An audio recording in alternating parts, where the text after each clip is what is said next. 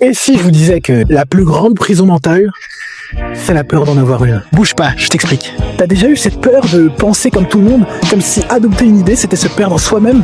On va parler de cette peur du paradigme. Et surtout, comment en sortir sans devenir ni un mouton, ni un sceptique paralysé. Qui n'a jamais eu peur d'être matrixé par un système de pensée? Comme si en adoptant une vision, on se fermait aux autres. C'est une peur légitime, mais en réalité, on est tous influencés par des paradigmes.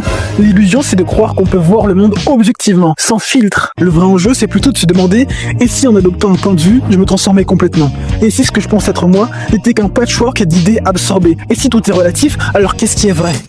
Et c'est là que ça se complique. Il faut sortir consciemment ces paradigmes plutôt que de subir les différents points de vue. Mais bon, il faut que tu saches que ta personnalité n'est pas figée, et c'est une force. Ce qui compte, ce n'est pas d'éviter les influences, mais de les choisir activement. Et pour ça, j'ai 3 clés. Premièrement, ne pas confondre nuance et absence de conviction.